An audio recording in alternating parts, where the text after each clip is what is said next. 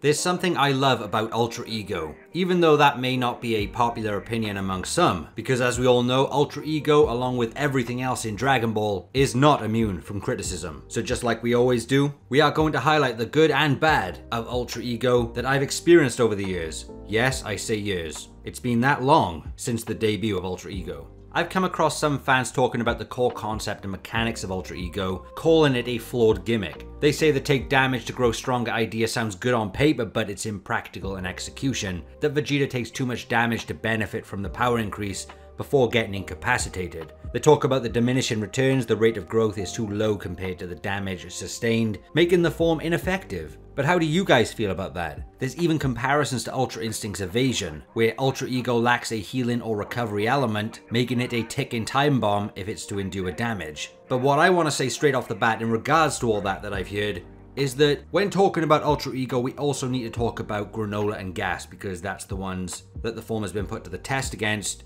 And those two were extremely powerful. Extremely powerful. And although Ultra Ego did not defeat Granola and it did not defeat Gas, something important happened in both those fights.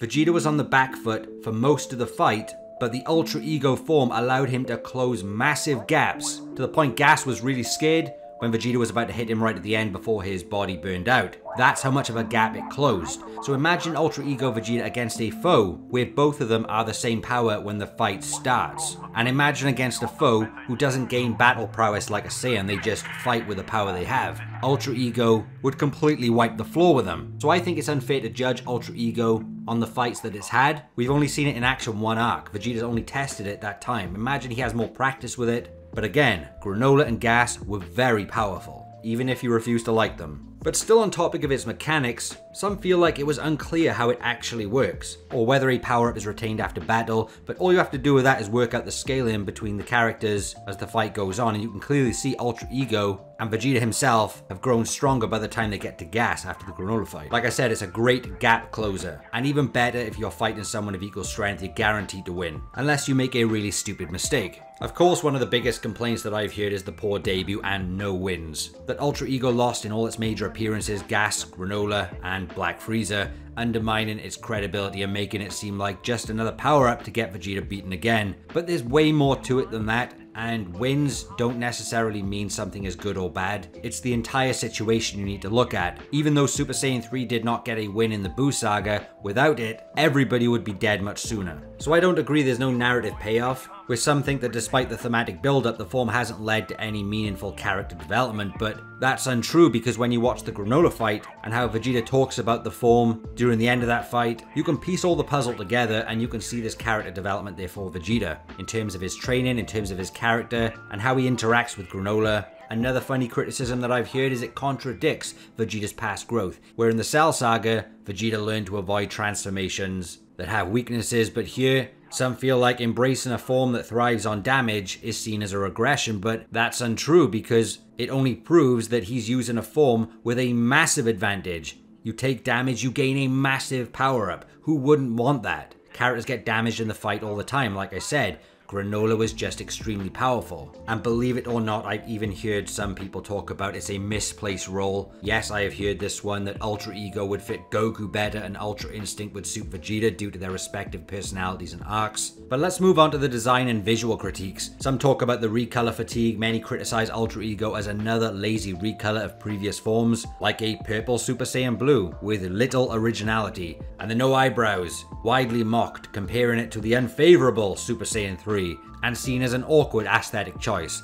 All I'm going to say there is, I love Super Saiyan 3, and seeing the freaky face mode appear for Vegeta for the first time in the actual story, yes, I absolutely love that aesthetic. It's ugly, but that's the whole point. It's meant to look intimidating. An intimidating face does not look beautiful. Beautiful is Zarbon in his base form. Of course, in the comparison to Ultra Instinct, some talk about that UI has clear mechanics and benefits, where Ultra Ego's vague concept makes it feel less polished or powerful. But I feel if Goku and Vegeta fought each other, where their base powers are the same, I feel like early game Goku would dodge a lot of Vegeta's attacks. He would have to strike Vegeta, which would only cause Vegeta to gain power, and through that prowess, Vegeta's power and speed increase, and he would eventually outperform Ultra Instinct, because Ultra Instinct is also not 100% all of the time. Of course, when it comes to the name of Ultra Ego, some took a dislike into that name straight away, calling it lazy. I'll be honest, the name has grown on me. I wish that one day we get to see it animated, where a lot of anime fans dismiss Ultra Ego until they actually see it in the anime version, because not everybody reads the manga. Of the total Dragon Ball fans around the world, only the smaller portion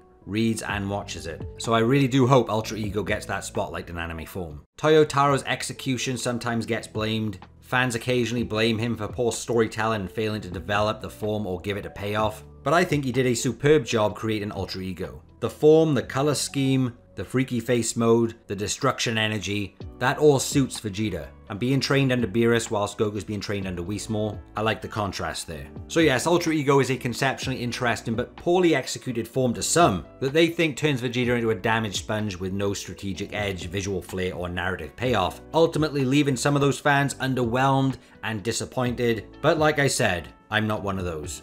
Now, in contrast to the heavy criticism Ultra Ego has received, let's talk more about the positive aspects of the form that highlight its potential and strengths within Dragon Ball Super. Goku has more practice with Ultra Instinct. It's more polished, and Ultra Ego is still in the starting phase. But it does offer something unique compared to Ultra Instinct, especially in terms of character alignment, philosophy, and thematic relevance. It's not just a power-up, it aligns directly with Vegeta's prideful, aggressive, and battle-hardened nature. Where Ultra Instinct requires calm, serenity, and a clear mind, Ultra Ego embraces destruction, pain, pure combat instinct, which makes it more fitting of a counterpart for Vegeta. It's rooted in his training under Beerus, showcasing a shift from Goku's angelic guidance to a more destructive raw path of power. Ultra Instinct and Ego are designed as opposing combat ideologies. The duality of Goku and Vegeta reinforcing the theme that they are growing not together, but in parallel, with different goals and methods. Ultra Ego is tied to the Hakai destruction power of the gods of destruction, suggesting immense potential once mastered. Once Ultra Ego is mastered, it will be lethal and final. Very fitting for Vegeta. Vegeta's pursuit of Ultra Ego reflects personal growth, as he tries to move beyond his past, his guilt, and also rivalry with Goku. It symbolizes him reclaiming his own identity, no longer following the path that Whis is teaching Goku with Ultra Instinct, but forging his own. His acceptance of destruction as a path of strength is philosophically meaningful, showing he's not just evolving physically, but mentally and emotionally too. While some dislike the missing eyebrows, others find Ultra Ego's look striking with sharp features, glowing aura, and intimidating expressions that exude power and menace. Vegeta's smirking, battle-crazed expressions are callbacks to his Saiyan pride and warrior roots, much like in the Saiyan saga, making Ultra Ego feel more primal and visceral than other forms. So many of the past criticisms stem from Ultra Ego's current incomplete state.